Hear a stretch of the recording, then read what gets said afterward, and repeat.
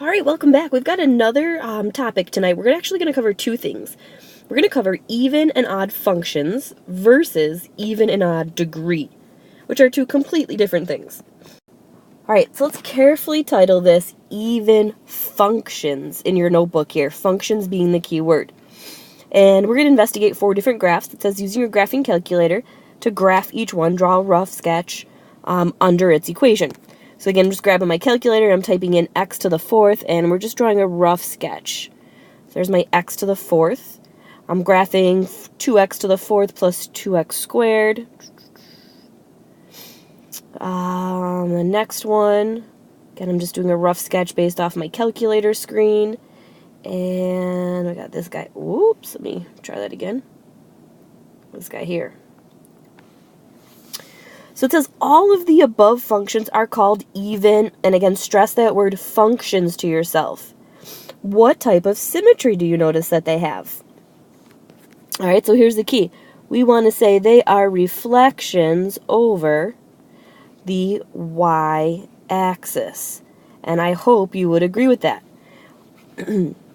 So what do I mean by reflections over the y-axis? Well, basically, if you fold it in half on the y-axis, they should reflect or land upon each other. Now, part B is the big deal. What is special about the exponents in each terms of the function? And here's where I'm going to get a little creative on you. So if you notice, the exponent on this first function is 4, which is even. The next one is a 4 and a 2 for the exponent. Those are both even. A 6 and a 4, those are both even. Now, here's the bear trap. This one was still even, and notice there wasn't even an x. So here is the trick to this, guys. Anytime you don't see an x, you need to put x to the 0 power. So this is really negative 2x squared plus 5x to the 0. Now, I certainly didn't need it when I graphed it, but to tell if the function's even or odd, I will need it. So if you assume that 0 is representing an even number, then we can say that all exponents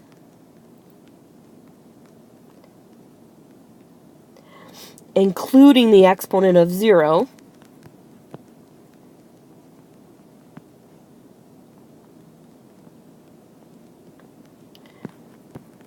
are even.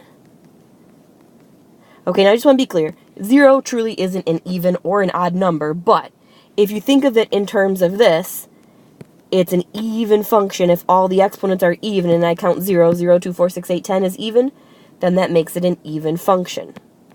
All right, likewise, let's investigate, I should say, some odd functions. So I'm just throwing these in my calculator. Y equals x cubed. Hopefully you know what that looks like. That's a common graph you should know. X cubed minus x. Negative x to the 5th minus 3x cubed plus 4x. And my last one, negative x cubed minus 5x. Okay, and it says all of the above functions are called odd functions. Get that functions word down with it. What type of symmetry do they have? Well, clearly, it's not the y-axis. I want to be very clear about that. Now, another thing I want to throw out there is it can never be the x-axis, because if it was the x-axis, it wouldn't be a function. So that's out. So we've stressed this during the year, and we're going to stress it again. Odd starts with the letter O, and so does the word origin. They are all symmetric to the origin. Now, what if that freaks you out and you don't know what that means? Here's the trick. Okay, literally, let's get it written down. Take your paper and flip it upside down. Flip paper upside down.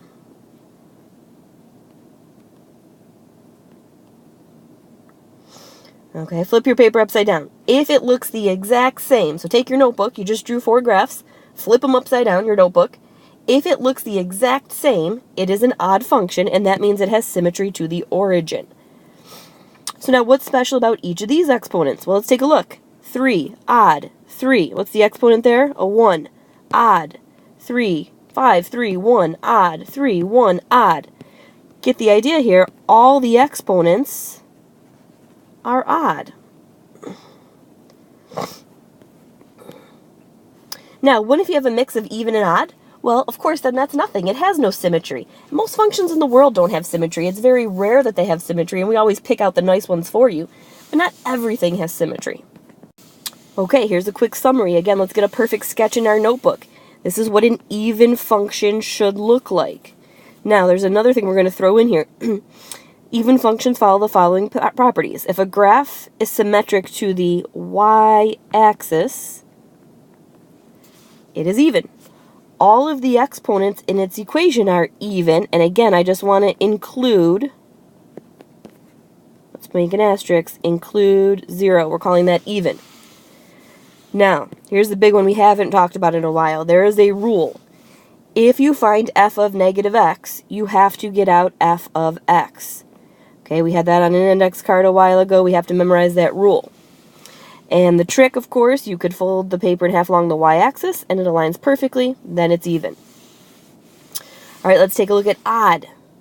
Again, get a nice perfect sketch in your notebook. An odd function follows the following properties. The graph is symmetric to the odd, starts with O, so does origin. All of the exponents in the equation are odd. Here's the algebraic rule. When I plug in negative x, I get out negative f of x.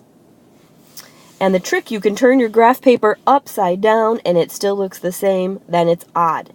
Now, my one goal is to focus more on these two rules tonight, solving it algebraically. And I want you to take a look at this graph. In an even function, if I plug in a positive x value, I get out f of x. And if I plug in a negative x, I also should get out the same height. So let's tackle 4 examples. Algebraically determine whether each function is odd, even, or neither.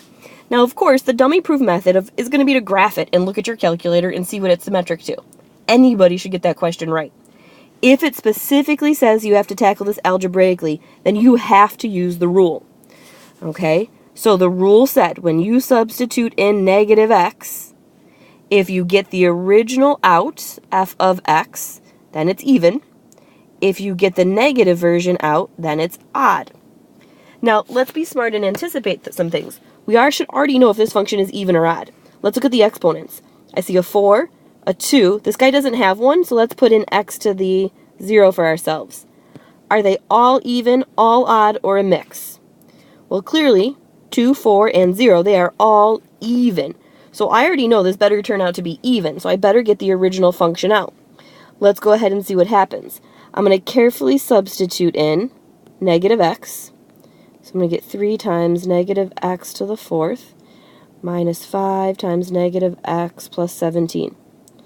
Okay, and let's see what we get. If I take a negative and I have 4 of them, 4 negatives now make a positive. So this becomes 3x to the 4th.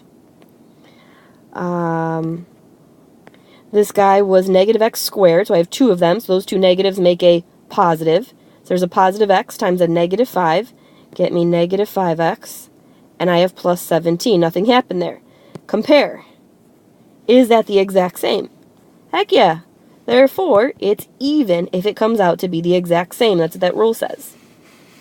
All right, let's take a look at B. Little harder to tell because it doesn't really have an exponent. So, let's go ahead and apply the rule. F of negative x, let's substitute it in, the absolute value of negative x. What does the absolute value do to any answer? It makes it positive, so I get out the absolute value of x. So did I get the original function? I did. Therefore, this one is also even. Let's verify it graphically. Grab your calculator and make a graph. Get the absolute value function graphed. It looks like this. It is symmetric to the y-axis. So again, I verified it algebraically, and now I verified it graphically. Let's try C. Okay, so let's just play the exponent game. Look at all the exponents. 7, odd. 3, odd. This guy has an x, therefore its exponent is 1, odd. If they're all odd, then it should be an odd function. So let's apply the rule. Substitute in negative x and see what you get. Negative x to the 7th plus 6 times negative x cubed minus 2 times negative x. Alright, so I get 7 negatives still make a negative, so that's negative 12x to the 7. 3 negatives still make a negative, so that's 6x cubed. And a negative times a negative makes a positive 2x. So now I compare. Is it the exact same? Well, of course not. Those signs switched. Is it the complete opposite? Positive to negative, negative to positive. Yes. So I've proved it algebraically that it's odd. I proved it with my property that it's odd, and you could graph it to show that it's symmetric to the origin. All right, one last one, probably the uglier one of the group that we're looking at here. Let me just play the exponent game. 2 is even, 3 is odd. Right off the bat, I have a mixture, so I know this shouldn't be even or odd. Here's a 1, and remember that x to the 0 is even, or an even, we're going to assume it's an even number. But again, there's a mixture, so hopefully this doesn't come out to be anything. So I'm going to carefully substitute in negative x. So we get negative x squared minus 5, 2 times negative x cubed plus a negative x. And let's write down what we get. Squaring means you have 2 negatives, which make a positive, so that's x squared minus 5. All over, this becomes a negative, because there's 3 of them, negative 2x cubed minus x. And let's do the compare game. The top was positive, then negative, that stayed the same. But now the bottom changed. Okay, if it's not the exact same or the complete opposite, then it is neither. So I just want to be clear, this is neither. If you were to graph it, hopefully you don't see any symmetry to the y-axis or the origin. All right, here's a sample regions question that we've seen before. Which of the following statements are true? And find that keyword true, because a lot of times they like to throw in false, so just be careful that you know what you're looking for. And basically, it just wants to know if these functions are even, odd, neither. So let's start with the obvious one. They graphed h of x for you, so that makes this one easy.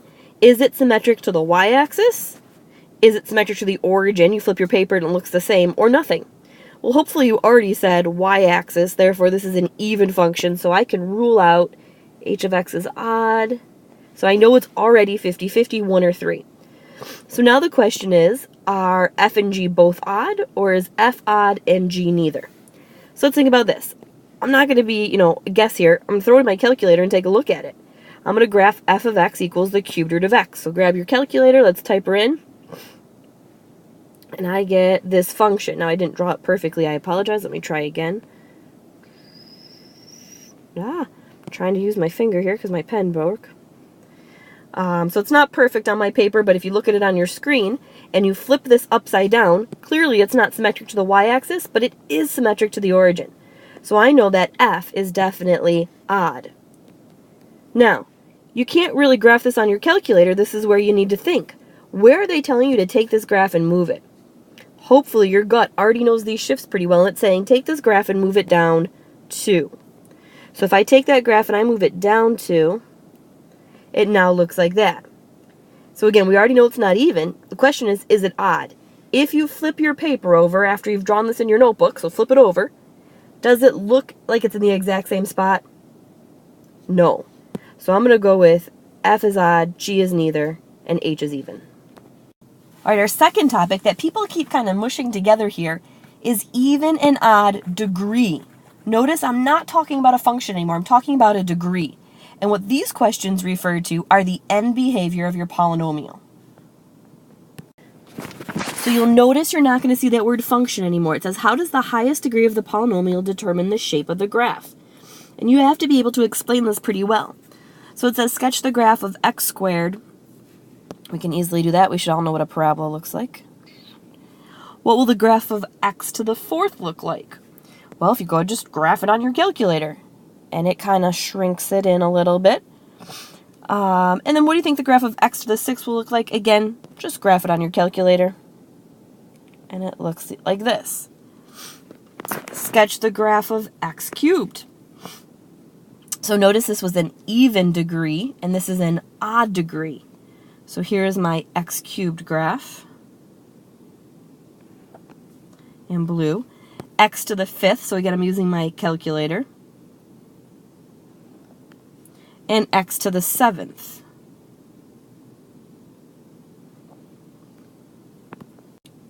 Now remember, this focus is not on symmetry. When we're talking about the degree of the polynomial, we're talking about the end behavior. So consider the functions f of x and g of x with a mixture of odd and even degree terms. Predict whether its end behavior will be like the functions in example 1 or example 2 that we just covered. Then graph your function with your calculator. So, Notice I have an even, an odd, an even, an odd. This has no symmetry, and that has nothing to do with the question at all. It's not about symmetry. It's about the end behavior. What will the function look like? So again, I'm just throwing this in my calculator. That's what they told me to do.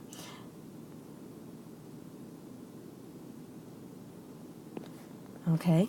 And the question is, what does the highest degree, circle that highest degree, that 2x to the fourth, what does that tell you about the end behavior? Notice the ends, and that's what we want to jot down. The ends are the same. The end behavior, what's happening? Look at my ends at the ends. The next example, let's circle that highest power, 2x to the fifth. Again, this isn't going to have symmetry. It has a 5, a 4, a 3, a 2, a 1, and a 0. It has mixture, no symmetry. But the question is what's happening at the end. So when I graph this function, get something like this, notice my ends, one is low and one is high, my ends are different. Or opposite, we like to say. Okay? So what made that happen? And that's the key. In an even function, the ends are the same. I didn't mean to say even function. In an even degree, the ends are the same. And in an odd degree, the ends are opposite. So here's our summary. If the highest degree of the polynomial is odd, then the general shape of the graph will have opposite end behavior. Okay, notice those O words go together. Odd, opposite end behavior. It's either going to start low and end high, or start high and end low. If the degree is even of the largest, then both ends will be the same. Okay, so jot down these notes for yourself. So now, let's say you forget if they both open up or open down. You all have a calculator. Type in a positive x squared versus a negative x squared, and you know what the end behavior will look like. So how do we write out end behavior? We use this notation. As x approaches negative infinity, so as the x's go on the negative axis, the y's, f of x, are going up to positive infinity. So let's get that written out perfectly. As x approaches positive infinity, so as x goes out this way forever, the y values are going towards negative infinity. All right, for each of these below, determine whether it's an odd degree or even degree. Notice I'm not saying function. I have nothing about symmetry at all. Just the question is it odd degree or even degree for the highest exponent? So all you're saying is the end behavior the same or opposite. So let's start with the first example. The end behavior is the same. That means this should have an even degree exponent. Let's try the next one. The ends are opposite, so I know this is an odd degree. The next example, even degree. The ends are the same. Next example, odd degree. The ends are opposite. Okay, question 2. Determine the sign of the leading coefficient. Is the sign positive or negative? So again, you already know you want an even degree. Once you have that part down, this is simple. If you get stuck, throw something in your calculator with an even degree. Graph positive 2x squared and graph negative 2x squared. Which one has the ends pointing down? The one where the leading coefficient is positive or the leading coefficient is negative? And it's that simple. If you get stuck, play with your calculator. We should know that the leading coefficient, so I'm going to say LC, should be negative if they open down. Okay, so then let me go to the one below it. We know this is an even degree, and the ends open up. That means the leading coefficient, my LC, should be positive. Okay, now, odd's a little trickier. So I know it's odd because it's opposite directions, so guess what? Graph your favorite odd functions and change the leading coefficient. Pick an odd number. 2x cubed versus negative 2x cubed. Which one opens the way this one does? When I graph 2x cubed, I get a function that starts low and ends high. So I know my leading coefficient must be positive. When I graph negative 2x cubed on my calculator, my graph started high and ends low. That means my leading coefficient should be negative. Okay, and then it says describe the end behavior of each graph. Well, I'm going to do it on the bottom too here. So let's take a look at this graph here. As x approaches positive infinity, so as you go out on the x-axis this way, where are your f of x, y values going? If you walk out this way, where is the graph headed? Well, there's a big arrow pointing up. As x approaches negative infinity, so walk out on the x-axis this way, where is the graph approaching? Well, look at where the arrow is. It's pointing up. F of x approaches infinity.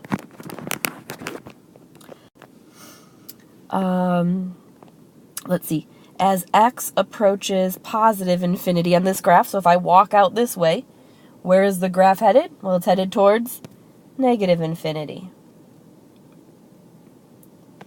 And as x approaches negative infinity, as I walk out on the graph this way, where is the arrow headed? Where's the graph headed?